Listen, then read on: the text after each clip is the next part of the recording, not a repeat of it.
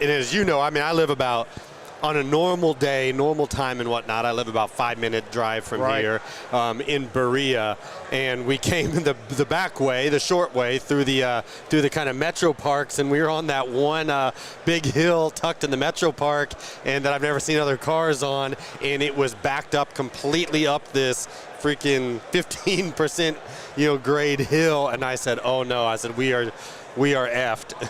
We didn't know if we'd make it here in time. And it did. It took us 25 minutes to do a 5-minute drive at 9 a.m. But it's awesome. It's awesome. Clevelanders, Northeast Ohio, anybody kind of within driving distance, you ought to come check it out. If you're sports and memorabilia fans, you're trading card fans, you got children. It's awesome. G-Dub, we've been here in the center for a number of other events like the car show that's here every year, the boat show. Yep. I know you've done like the autograph signing and events for the car show back when we were coaching here at the Browns. But those are bigger, right? Like big, huge boats, big, huge cars. At the car show, they've got the whole driving track set up in there. And so I knew how big it was, the space was, and how big it was when they do the big, large events here. But like trading cards, and memorabilia is way smaller, and it's cool to see. I mean, every square inch of this place packed out with stuff, and it's great for me to see, from all the way down from kids who love all this stuff up to grandparents. I mean, this is a fantastic show that you get a chance to go look around, and you know what? When we finish the show, I'm gonna go look around. There's a lot of good things here that I'd love to take a look at, and some of those things. Amen. Right over by our stage, mentioning some of the cool things. So they have a jersey. You haven't seen it yet, Gino, but they have the actual jersey. Sports fans, memorabilia fans out there, that Babe Ruth won when he famously, or Babe Ruth was wearing when he famously pointed and called out his shot and hit the home run. Yeah. They've got the jersey here. It's going up for auction. It's reportedly valued at $6 million. But they've got that actual jersey here. That's the type of stuff they have here. When we were coming in, they were ushering Johnny Manziel in, and so Johnny Football is back out here in Berea, making an appearance, and it's going to be a huge weekend like that. I mean, the list that I've seen of stars, of the Floyd Mayweathers, right? And of the world, Michael Jordan's type of the world that'll be in and out, throughout the 4-day, event, signing autographs, making appearances.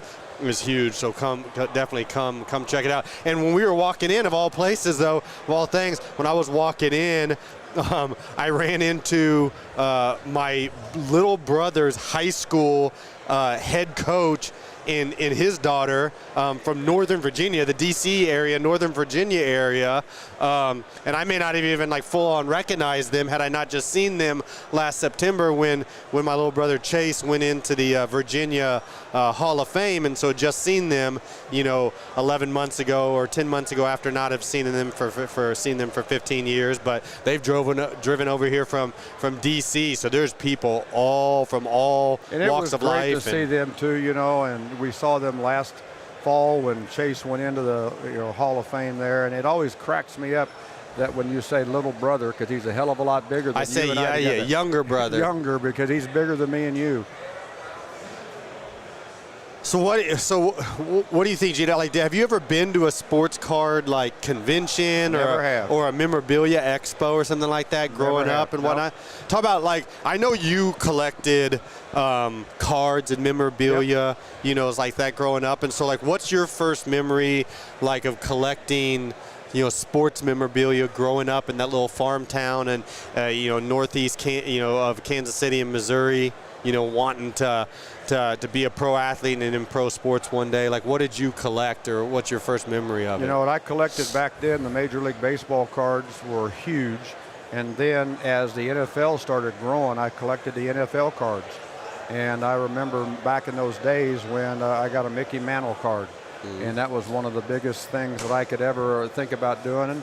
And then how about this, is that later on I ended up getting a card of Mike Shannon And little did I know, would I marry into that family, and he would be my father-in-law, and it was kind of pretty cool. So, like, was it, like, you mean, you hear the old stories, like, was it like crack, like, where'd you get the cards from? I mean, they were like, did they come in stuff like the Cracker Jack, you know, boxes, or come with stuff, or did you go down, I mean, was there a local, I don't know, like memorabilia or sporting goods store or something like that there in Excelsior that you bought them at? Yeah, where did you get them? Back in those days, it was called the Dime Store. The Dime Store. And so I would always go downtown to the Dime Store, and hoping that my dad wouldn't slap me or anything about wanting too many of those little packets of cards. And usually I was able to come out with at least one packet that would have 5 cards in it. For a dime? For a dime. A packet of cards, $5 for a dime. Yeah. That tells you inflation, right? Because like we got the dollar store like nowadays, and it's just branding because nothing in there is $1. It's all for more than $1. No doubt. And so you go down there, you get a dime. And because that was like my next follow-up question I was going to ask is like, what did cards or what did memorabilia cost you? And so that's what you do. You just pay a dime, get a package of cards. And now look at where we're at nowadays. Like I'm looking over here into the live. There's the live lounge off to my left, if you're facing the stage, off to the right, and there are all types of influencers and people that are doing live, you know, unboxing, you know, live unwrappings right now. There's a guy that has been sitting here doing live unwrappings on Twitch or whatever he's doing it on, you know, for since 8 a.m. nonstop, you know, right off the stage right here, and it's crazy. You see all the memorabilia, the tops, the pristine, the tag, the Leaf, the Beckett, you know, you know, has a huge presence over here in one corner. It's an awesome. It's amazing awesome to event. see all the fans with their suitcases and lock boxes and all the things that they're walking around with that they have to maybe interact with or trade or do other kind of stuff here too. And the word on the street is a lot of these guys have a lot of money in a lot of those suitcases too, to be able to, you know, to buy things and cash things out and stuff. And then back over there, as you see all the things from the betting going on this TV up there on all the screens, because every booth has a camera that they're able to post up there on the board. Yeah, that's for the viewers out there. There's a huge Teletron in here. I mean, it's probably, what did you say, G-Dub? This is probably 80 feet or so, 80 feet long, 80 feet wide, and 15 feet, you know, tall or whatever, a long, skinny, rectangular Teletron.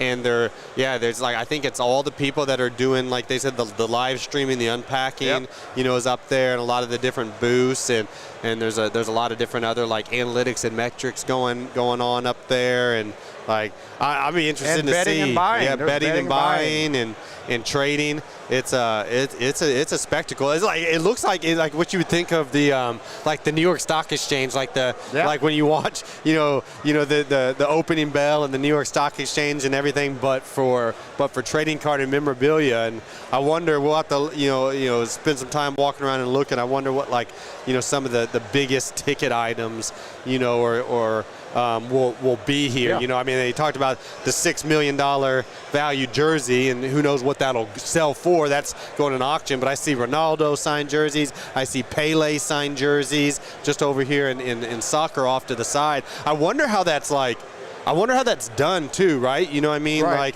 if somebody buys something here for $1 million, like, how does that transaction, you know, go through? Is it a bank wire or whatever? You know, I don't know. There has to be some. It's like Christie's auction, something.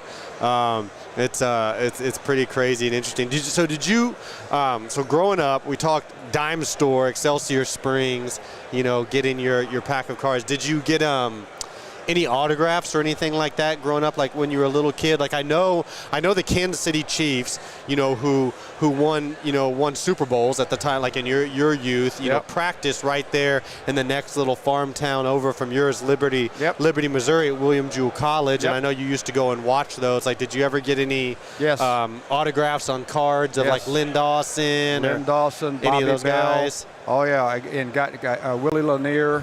You know, some of those things over there. We ever Emmett Thomas. got to be able to take my cards over there and hang out and watch practices. And for whatever reason, I got a chance to go down on the field many times and stand under the goalpost,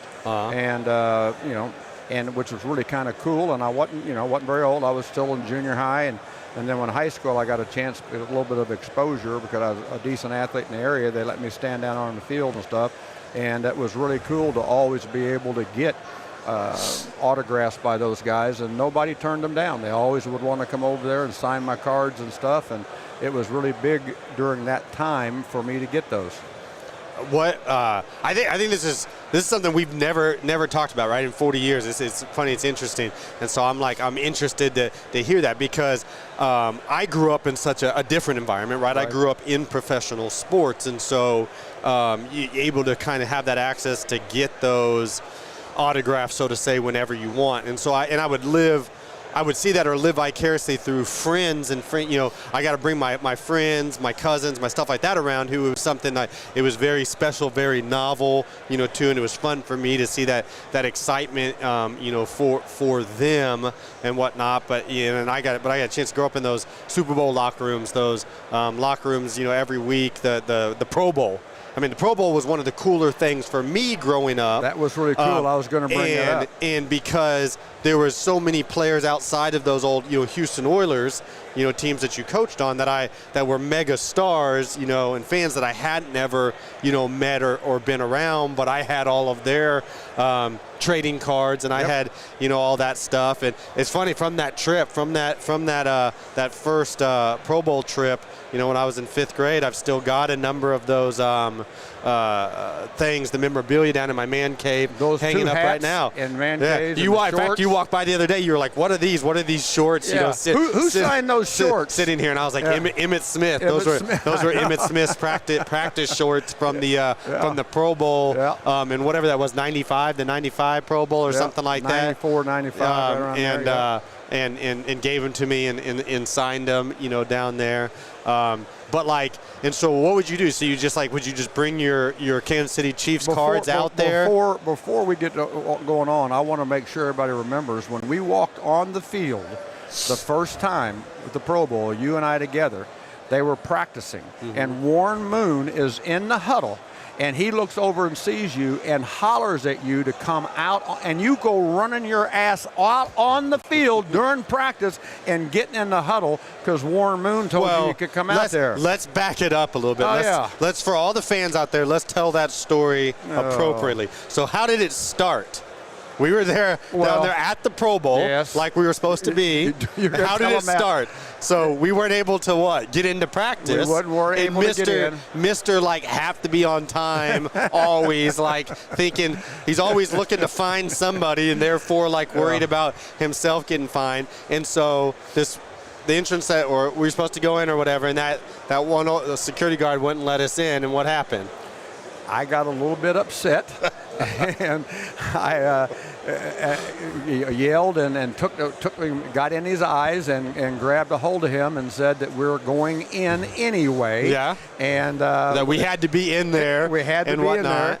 And the security guard walked us all the way down the field, and he's trying to think, hey, so you don't belong, and then Warren showed them that we didn't belong. Yeah, and so Warren Moon, who was not our quarterback anymore.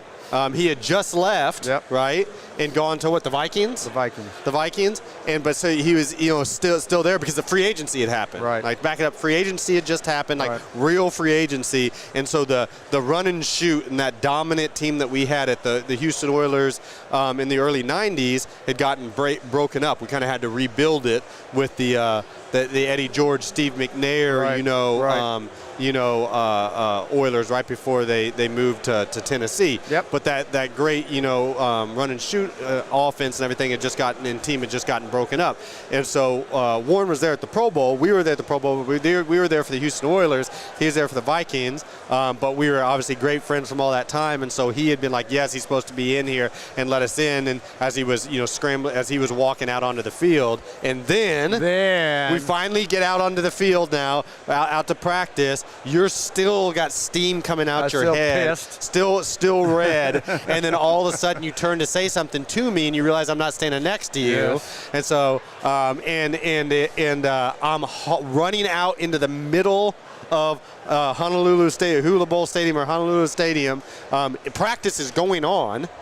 Into the NFC offensive huddle, Yep. and you were yelling at me to get back here, and all I remember is Warren told me something, go to run back out there To tell me. and he told me, he said go over, and you're like, what are you doing? I got back to the side, I remember, what are you doing? You don't ever go, this, like you don't ever go out onto the field during effing practice, blah blah blah. What are you thinking? I said, Warren told me to come out here. I don't care what Warren said or whatever. And I was like, I think you do. And he was like, what the F did Warren say? And I was just like looking at you with the smirk on my face, like, you calm now? Yeah. And I was like, he said to come see him after practice, like he had the right passes that like we needed or whatever. That way you wouldn't make an ass out of yourself, like the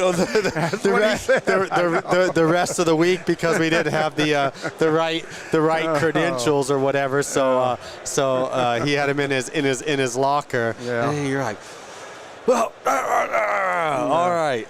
I guess it was worth it, yeah. No, that's... And all those guys love busting my ass every chance they get, so that's good. Well, it's good. That's what you got to do. It's a give and take culture, a give and take camaraderie, but I mean, I remember so many things in the, from that. Like I remember going there, that year, and I had tons and tons and tons of cards that I had collected. Right. But if you remember this, like all my very best players, like my top cards, most valuable cards, all my very, very best players in the league at that time. So these were people in the like late 80s, early 90s. I had them all in a card book, right, with the individual sleeves, and then I had them sorted by team, right? And so like all the Steelers were here, all the Browns were here. I had about a whole section of about 10 pages worth of Houston Oilers, cards and whatnot, and so I still have that to this day, and have so many of those guys on those other teams signed, autographed, because they were on their individual cards in there because of that Pro Bowl. And so in a couple of those Pro Bowls, where I got to carry that in there and get them to sign things. Here's one. Let's see if you remember this. And so right around that same time, it was the following year. And so the sports memorabilia thing. And so the Houston Oilers had already made the mention that they were moving to Tennessee, right? That whole last kind of year that we were there in Houston, and we were like lame duck year. Houston was pissed that Bud Adams was moving the team and everything. So it was very much like more of even Houston was very much more like Dallas Cowboys, at that time. But they had built this brand new huge, what would you call it? Like an arcade almost by our house there, in Katy, Texas.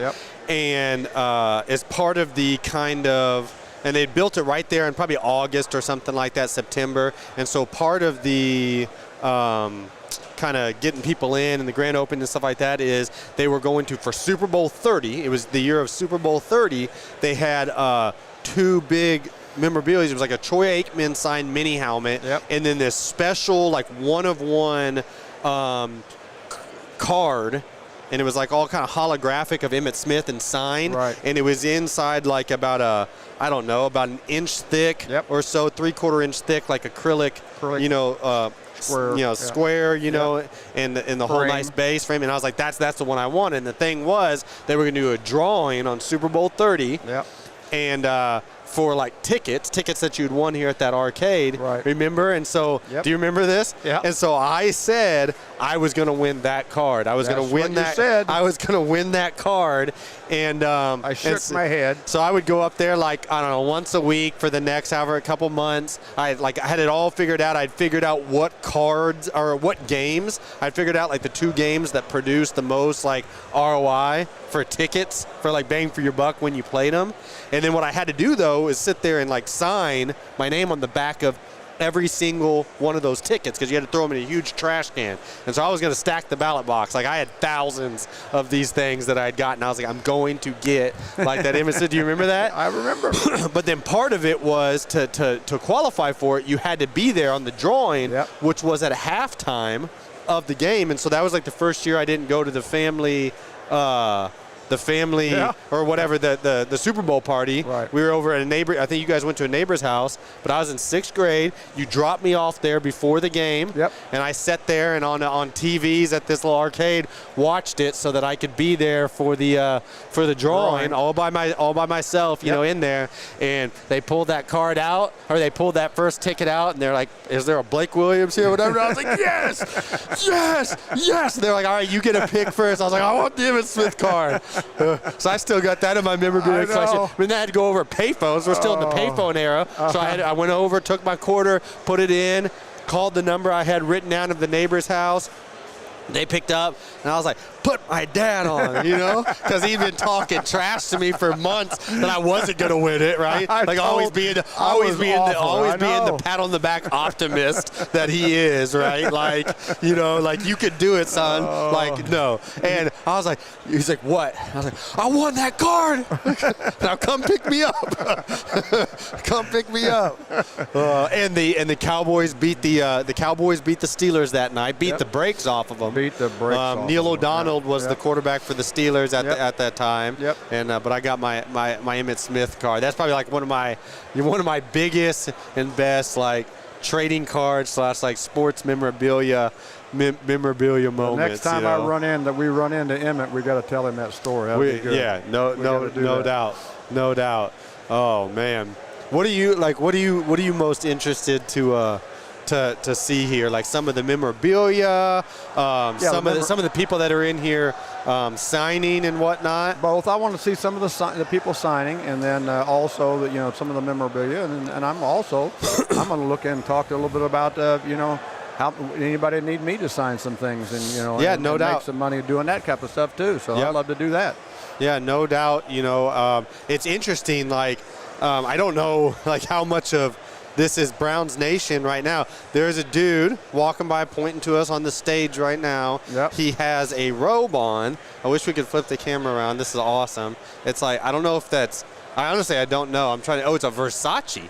So he's got a red Versace, like he rolled up out of the shower. I mean, that's what it is. He's got all black Nikes on, like Jordans or something like that, and then he's in the VIP lounge. I don't know, and he's got a Versace robe on. Maybe he's like an MMA fighter or something like that. I don't know, Ryan. I don't know, G-Dub. I don't know my I guess like fighting enough, but he was pointing at us, and I was like, "You just walked out of the shower." I know, no doubt. And then I love. You never know what you're going to see up on the main stage. Stripe going down the middle of his head, where he's dyed his hair with a stripe going down the middle. Yep. Which is kind of cool. Yeah, no doubt. But I was saying before we got the random point out, by the Versace, wear nothing but the Versace bathrobe. I don't know how much of this is like Browns Nation. I mean, it seems like, these are people from all over the country and all over the world, because I've just seen like almost no Browns gear or whatnot. Like we talked about, we ran into my brother's old coach who's driven over from Northern Virginia 6 hours, to this. I see, all types of, teams, Raiders, and I see Astros right now. I ran into that high school coach that's just outside of the little town I grew up in Kansas City, Missouri, and so it'll be. He's from Lawson, Missouri. It'd be interesting to see the, just like the demographics of the crowd, but this is a humongous. This is a humongous event. Like, I mean, they've got everything. I see. There's this huge that are autographed and signed. Like it's real sports memorabilia. Like I feel like I've seen and been around a ton behind here right now. So the Browns actually should be right behind the IX Center, hopping on the private plane to head to Greenbrier right now for training camp. Well, they started practice there today. It started today. Yeah, already up there. Yep. So it's good. Or so they flew out last night. They flew out last night. That's right. They flew out last night to probably, again, like I said, get out of the madhouse of all this. They wouldn't even been able to get to practice. It's probably something smart from that standpoint. Speaking of the Browns, you see the news with Amari Cooper? Yes, I did. That's big. That's huge. That's huge. And again, Andrew Berry has done a very good job on how he's managing all of that stuff. Okay, and I think that was a very, very good time to get that thing done. And they're rocking and rolling. They're ready to roll. They're healthy. They've got a lot of good people going on in. I can't wait to watch them play this year. Yeah, I mean, that's one thing, you know, like signing people and doing those type of things and drafting people. And we make jokes, and we've told some of the stories of what goes on here on, like, hey, in the draft rooms of like they got ahead of where they knew the quarterback market was going. Yep. Look at how quickly, like that. I know there's a ton of, you know, dead money and or guaranteed money on the Watson deal, but from an average, you know, per year standpoint, like he's down at whatever he's at, 46 or 48. And they're saying and Dak's getting ready to probably go for over 60 a year, right? And then same thing, like everybody said, whoa, that's crazy what they did with, you know, Jerry Jeudy, but they've got outs on that. But look at how quickly, immediately this offseason, like they were the first one to kind of make a trade and sign for somebody, and look at where the receiver deals have gone this offseason. So they know they were getting ahead of that. It's amazing on the receiver deals on how those things have gone bonkers.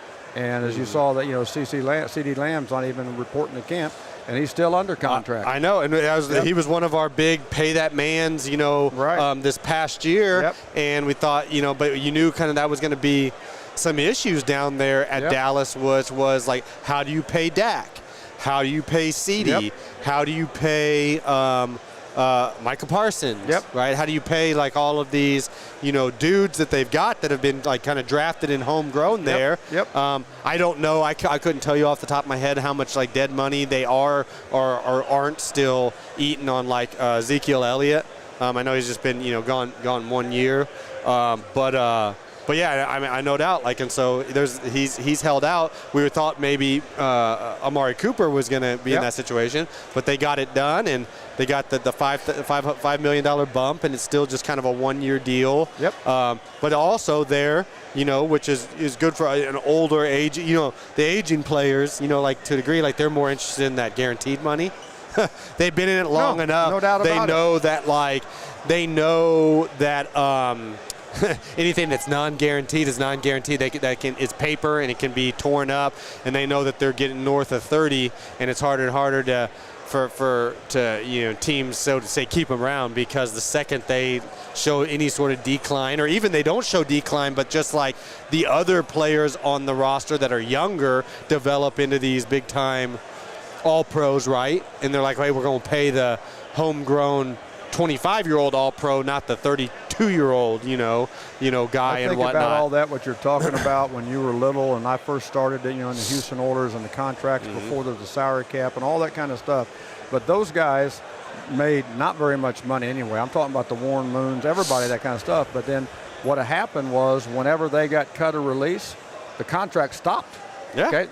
There was no, you know, just because you got cut in the middle of the season doesn't mean you got paid for the rest of the season. No. Okay, when you didn't work anymore and you weren't playing anymore, the contract ended. It's not like basketball. It's not like baseball on all those fully guaranteed or heavily guaranteed. Well, I guess unless you're Deshaun Watson, right? You know, on the fully guaranteed, you know, type deals that you see in the other sports, and obviously the NFL has tried to keep that out of their sports. So that's why all the owners were pissed off on the Deshaun Watson deal, and you can talk collusion, talk whatever, but that's why they've kind of fought the Lamar Jackson and Patrick Mahomes and some of these, you know, other deals that have come up since then. Like, we're not gonna allow that to go on. Blaming, you know, the Deshaun Watson guaranteed is why the quarterback market has skyrocketed because of what took place there. Sure, Deshaun is a bargain right now for them, but what caused the skyrocketing was that right there, and that's what the other NFL owners are upset about. Yeah, I mean, I would say it's the cause. It isn't part of it, right? I mean, at the end of the day, I would say more so it's the inflation of the cap, right? I agree. And so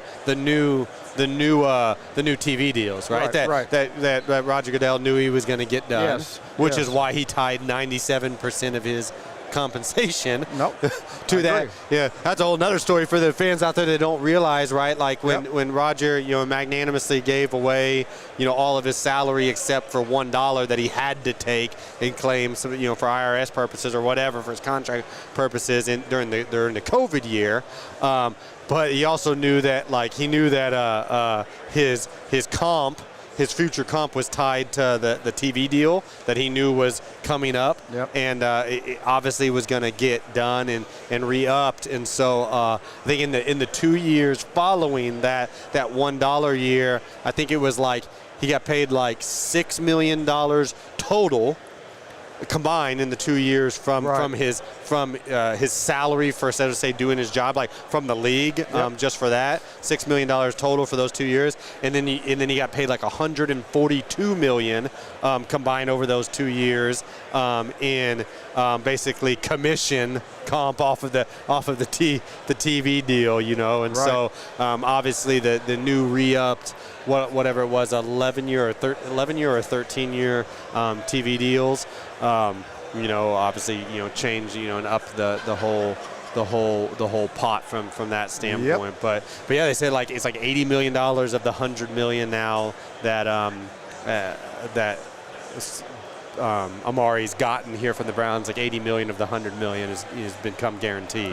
Because of doing the short-term deals and doing like this year. But it'll be interesting. Like we talked about CeeDee Lamb though. CeeDee Lamb hold out. There's a number of other ones you see up in San Francisco's got two. So Brandon Ayuk and Trent Williams.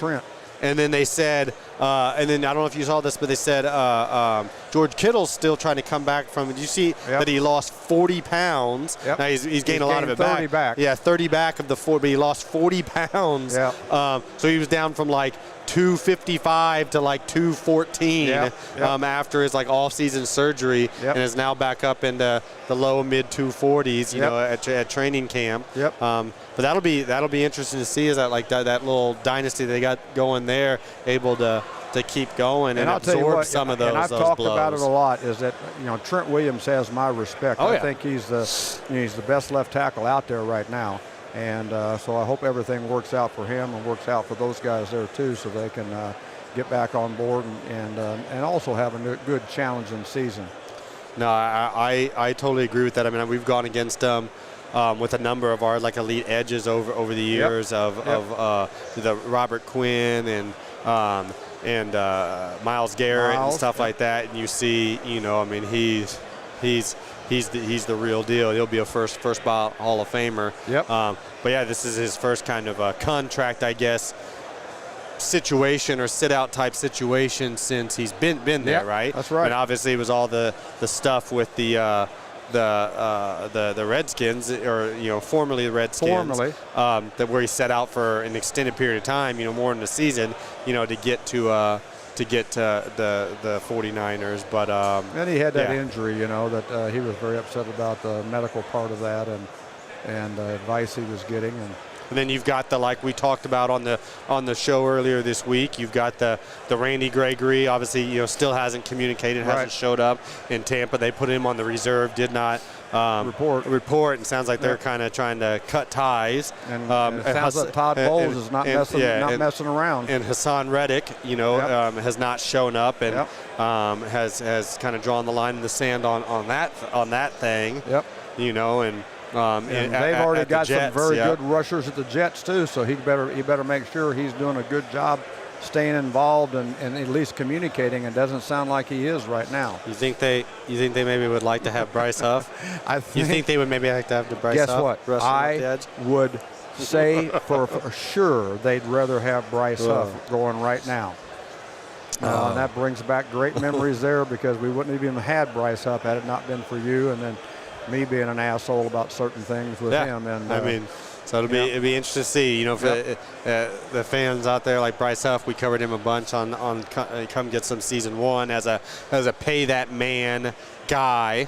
A guy that no combine invite, no pro day even happened because of COVID at the University of Memphis, and fought to get him brought into the league with us, and then he this offseason the Jets let him walk, and he signed the biggest deal ever for an undrafted player. North of $50 million. $58 million as the rusher for now for the Philadelphia Eagles. And now Vic Fangio got to find a way.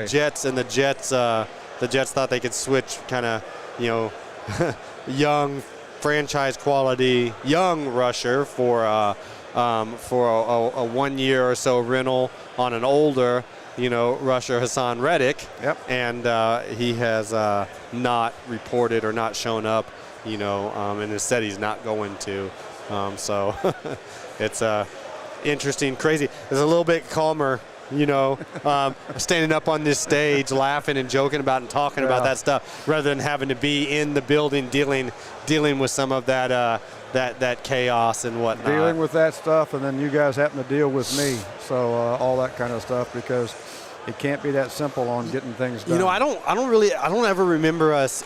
Like, we never, for maybe because right, wrong, or indifferent, maybe because we were so opinionated on the front end of how culture was going to be and that whole sort of thing. Oh, yeah. But I don't remember us ever having an issue. Like, we never had one of those issues in our entire time, right? Like, you've never had one of the issues where you drafted a guy or signed a guy in free agency and he just went silent. Yeah, he went and refused to show up and held out, right? Never had that because we handled all that stuff before it ever got signed. Yeah. And then once you're in there, and like I said before, those guys can smell bullshit a long ways off, and they know that I'm not full of shit. Yeah. Okay, this is what we're going to do, how we're going to go about doing it. And it's a buy-in for everybody, me and them. Right. I mean, obviously, like in the pre-CBA, the pre-current CBA, so the before 2011 era, we, just like every team, had first-round draft pick defensive players that would miss the first couple days of camp. And that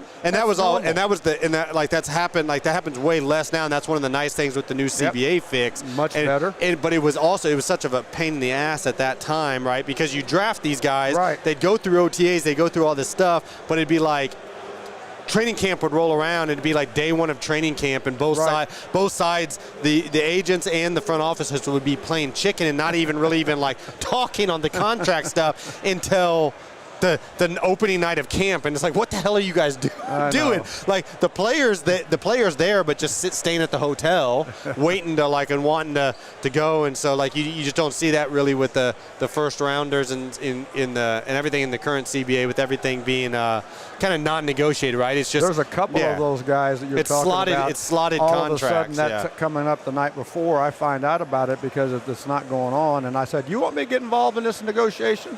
You want me to handle it?"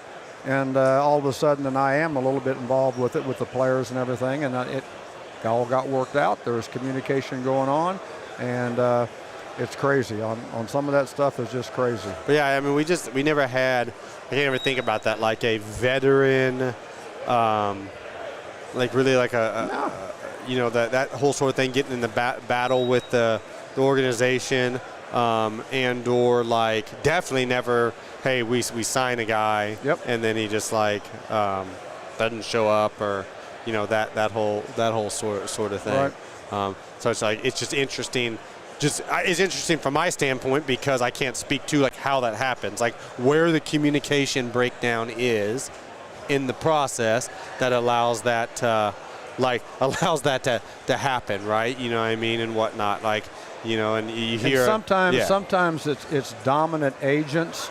And the agents are all handling it. But what I would do, even in those kind of situations, is I would contact the player and say, "You're now getting involved, okay?" Yeah, or we just get it done. Or we would have the conversations. I guess we're also signing guys sight unseen. We would have the conversations ahead of time as well, way ahead of time, and on the phone with them and stuff like that. Right, everything goes back to communication. Right, wrong, or indifferent, whether it's rough around the edges or not, right? Whether it has some F-bombs in it or not, it's real, It's honest. Yep. It's like face to face. Yep. It's not in this like texting, DMing way of nowadays, and like go through 17 gatekeepers. And yeah, and the whole thing is like, no, like we're gonna sit here and have a conversation, like face to face, man to man, or at least together on the phone. You know, and it just not to say like you better sign this contract. No, just so like we know what's going on. Yep. Like, are you in shape? Where's your mind at? Where is it? Right? Yep. Like if we're planning something around you being here, are you going to be here and be in shape, or are you not? And we got to go a different direction. I had to do that with Sean Taylor. Okay, you know, with his contract and all that kind of stuff back with the Redskins, now Commanders. So yes. There's a side story as we're sitting here thinking about in this venue right now of sports memorabilia and whatnot, and just I guess I would say a moral of something I always carry with me as a moral of the story of like, don't ever wait, right? Don't ever wait in life. Control the controllables, right? Don't ever wait in life. Don't ever like not ask. Don't ever whatever. And so Sean Taylor, who's like one of our favorites, and maybe it's just like one of those things. Like he had just gone to the Pro Bowl the year before he passed. Right. So I had a Sean Taylor Pro Bowl jersey. He's gonna get it signed by him, like we do for all of our players that we've coached that go to the Pro Bowl.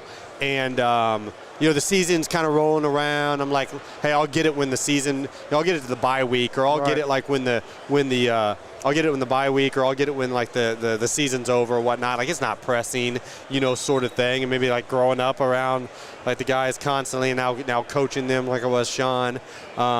And so I've got this unsigned Sean Taylor jersey, still to this day from that, because unfortunately he passed away, from being his home rated before able to do that, and obviously like saw him every day, had plenty of opportunities to do it, but was like, hey, we'll just do it when we're not in the grind of the meetings and the grind of the season and whatnot. And so like that's one of my unsigned pieces of memorabilia that should have been. And that I think like that even is always, I think about that sometimes, like that left a lasting lesson on me of like, hey, when you walk out of here today, like you don't know, like control the controllables when you can control them, and like take your shot. Don't wait. You never know what's gonna happen and whatnot. But man, fans, come out, check it out. I'm telling you, there's got to be like there's literally thousands of people and thousands already here. I mean, it's awesome. I mean, there's like everything that you could think of in the trading card memorabilia world, and a great list of celebrities here making appearances as well too. Come check it out. Weather's going to be beautiful, I think, today through the rest of the weekend. Bring the families out. Come see Cleveland. Come see Berea, and come see the Expo Center. It's gonna be awesome. But hey, G-Dub, like you do, hey, send us out with a big come get some. Ready to break?